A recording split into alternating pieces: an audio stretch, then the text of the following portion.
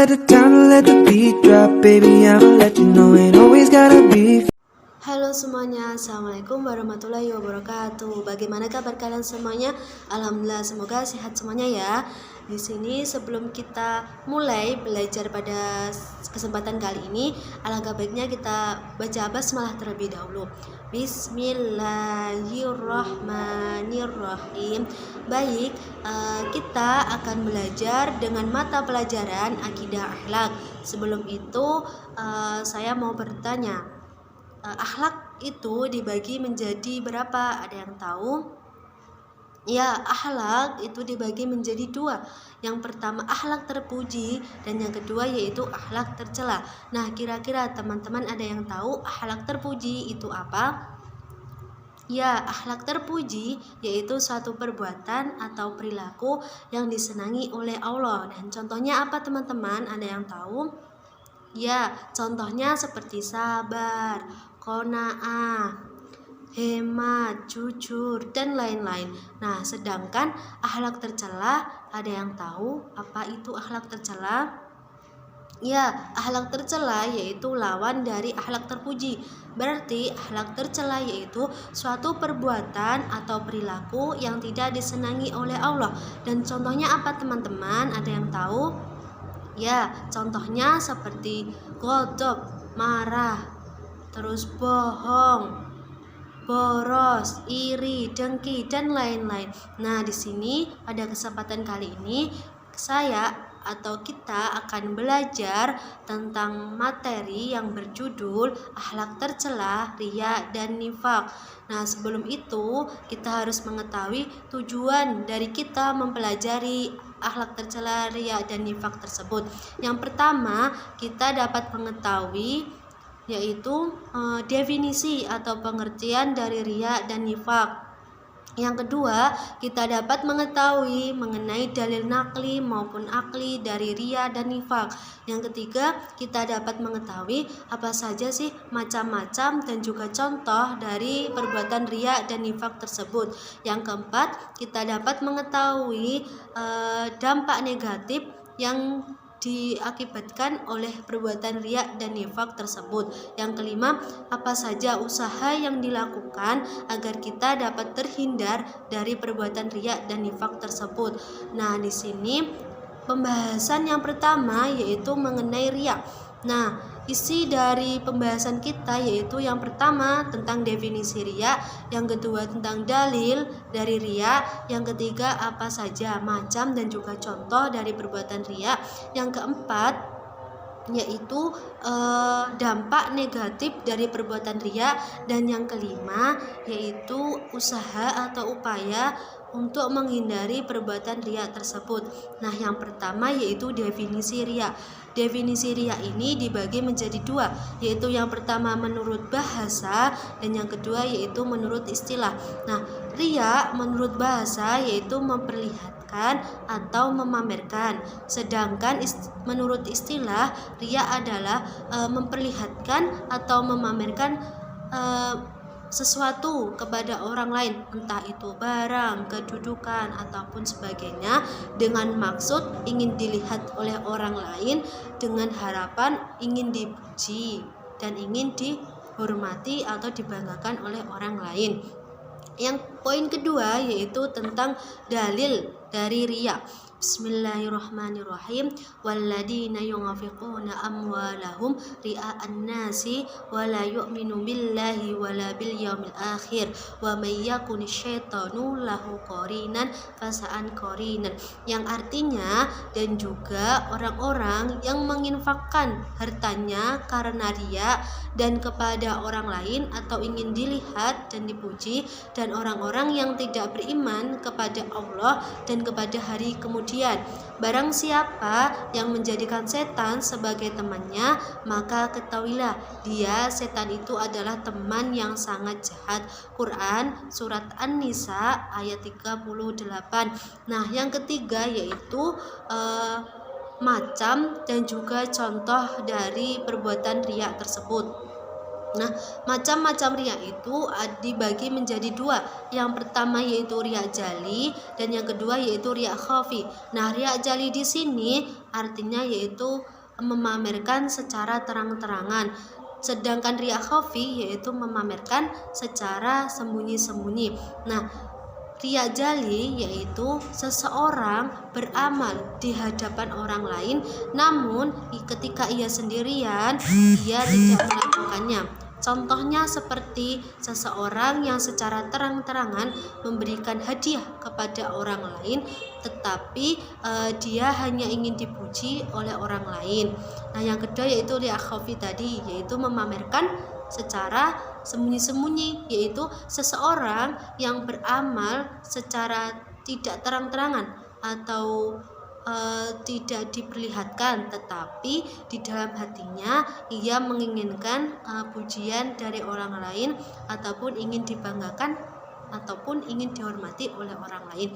Contohnya seperti seseorang itu memiliki teman ataupun kerabat yang bernotaben ia mempunyai kedudukan yang tinggi ataupun ia bergelar profesor ataupun yang berpangkat dan juga seorang kiai ataupun sebagainya, dengan maksud ia ingin dipuji karena ia mempunyai teman yang mempunyai kedudukan yang tinggi dan ia merasa bangga. Nah, seperti ini yaitu merupakan sikap atau mempunyai penyakit hati, yaitu riya tersebut. Nah, poin yang selanjutnya yaitu mengenai dampak apa saja sih yang diakibatkan oleh perbuatan riya tersebut. Nah, yang pertama sudah pasti ya, perbuatan akhlak tercela itu sudah pasti sangat dibenci oleh Allah. Nah, otomatis yang pertama yaitu pasti sangat dibenci oleh Allah.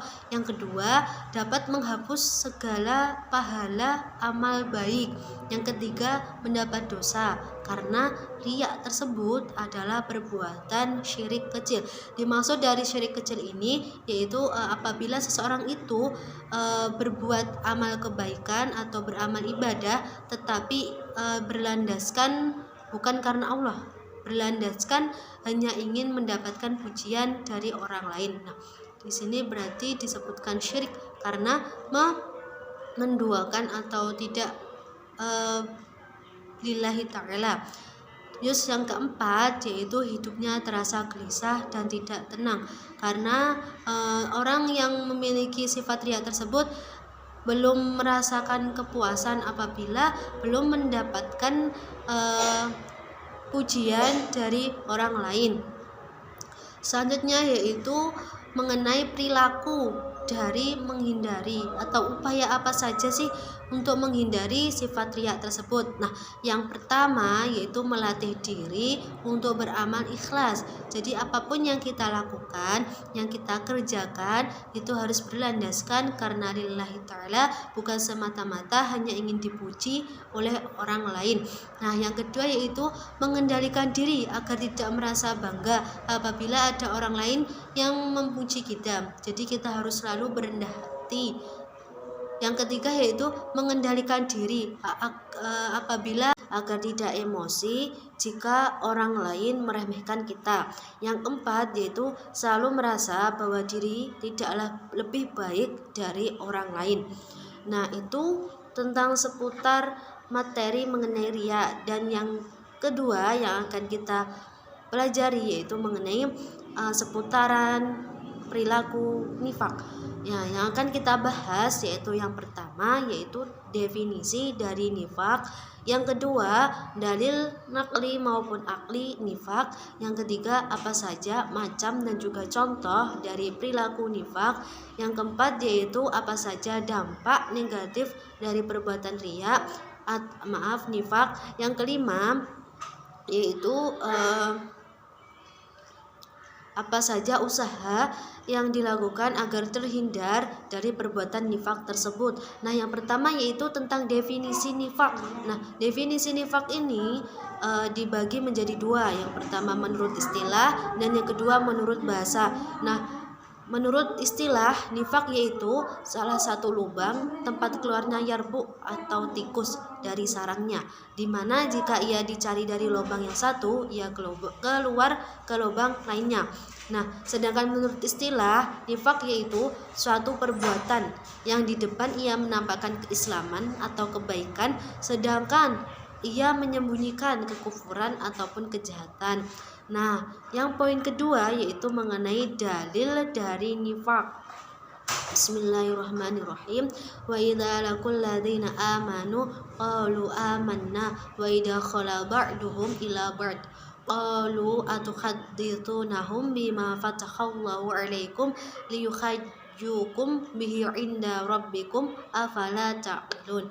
Dengan artinya, dan apabila mereka berjumpa dengan orang-orang yang beriman, mereka berkata, kami telah beriman. Tetapi apabila kembali kepada sesamanya, mereka bertanya, apakah akan kamu ceritakan kepada mereka apa yang telah diterangkan Allah kepadamu, sehingga mereka dapat menyanggah kamu di hadapan Tuhanmu. Tidakkah kamu mengerti? Quran Surat Al-Baqarah ayat 76. Poin selanjutnya yaitu mengenai macam dan juga contoh dari perbuatan nifak tersebut. Nah, macam-macamnya itu ada dua. Yang pertama yaitu nifak i'tiqadi dan yang kedua yaitu nifak amali. Nah, nifak i'tiqadi ini yaitu suatu bentuk perbuatan yang menyatakan dirinya beriman kepada Allah, sedangkan di dalam hatinya tidak ada keimanan sama sekali. Contohnya seperti ia melakukan beribadah itu hanya di tempat umum atau banyak orang, tapi apabila ia sendirian ia tidak melakukannya. Nah, nifak macam ini yaitu bisa disebut dengan orang yang murtad atau syirik ya, orang murtad. Yang kedua yaitu nifak amali. Nah, nifak amali ini yaitu kemunafikan berupa pengingkaran atas perbuatan dalam bentuk perbuatan, atau kemunafikan berupa pengingkaran atas kebenaran dalam bentuk perbuatan. Nah, di sini contohnya seperti yang diterangkan pada hadis, yaitu ayatul munafiqina salatun idza haddasa kadzdzaba wa idza wa'ada ahlafa wa idza tumina khana, yang artinya ada 3 ciri-ciri orang yang munafik, yaitu yang pertama, apabila ia berbicara ia bohong, apabila ia berjanji ia mengingkari, dan apabila ia diberi amanah ia berkhianat. Nah, itu selanjutnya yaitu mengenai dampak negatif yang didapatkan oleh orang yang mempunyai perilaku nifak tersebut, yaitu untuk diri sendiri, yaitu yang pertama sudah pasti tidak disenangi oleh Allah dan dibenci oleh Allah, dan yang kedua yaitu tercela dalam pandangan Allah. Nah, yang ketiga yaitu hilangnya kepercayaan diri atau kepercayaan dari orang lain atas dirinya. Jadi apabila orang yang punyai sifat tersebut sudah tidak bisa dipercaya apapun itu, entah itu lisannya ataupun perbuatannya, karena tidak bisa dipegang. Terus yang keempat yaitu tidak disenangi dalam pergaulan hidupnya karena ia tidak mempunyai kejujuran di dalam hatinya. Yang keempat yaitu mempersempit jalan untuk memperoleh rezeki karena sudah tidak dipercaya oleh orang lain. Nah, ini dampak negatif bagi orang lain, yaitu yang pertama menimbulkan kekecewaan hati sehingga dapat merusak tali pertemanan. Yang kedua yaitu membuka peluang munculnya fitnah atas ucapan atau perbuatan yang tidak menentu tersebut. Jadi bisa dikatakan yaitu menyebar hoax ya. Yang keempat yaitu mencemarkan nama baik keluarga dan masyarakat. Nah, Selanjutnya yaitu usaha atau upaya yang dilakukan agar kita bisa terhindar dari perbuatan nifak tersebut. Nah, yang pertama kita harus bisa menjaga amanah yang diberikan oleh orang lain. Yang kedua yaitu apabila kita mempunyai janji atau membuat janji, kita usahakan untuk selalu menepati janji tersebut. Yang ketiga yaitu jujur. Jadi apapun yang kita ucapkan harus kita usahakan untuk selalu berkata jujur. Yang keempat yaitu meningkatkan keimanan kepada Allah, yaitu selalu mendekatkan diri kepada Allah. Yang kelima yaitu bersedekah, dan yang keenam membiasakan menolong orang lain tanpa pandang bulu. Jadi semuanya disamaratakan, kita tolong tanpa pilih-pilih. Nah, dari sini semoga kita belajar pada kesempatan kali ini, semoga mendapatkan keberkahan ya. Semoga kita dapat terhindar dari perbuatan akhlak tercela, yaitu riya dan nifak. Nah, cukup sekian video dari saya. Time to let the beat drop, baby, I'ma let you know. Ain't always gotta be fast, maybe we can take it slow. Don't always gotta rush, gotta build that trust. With two birds just singing that song.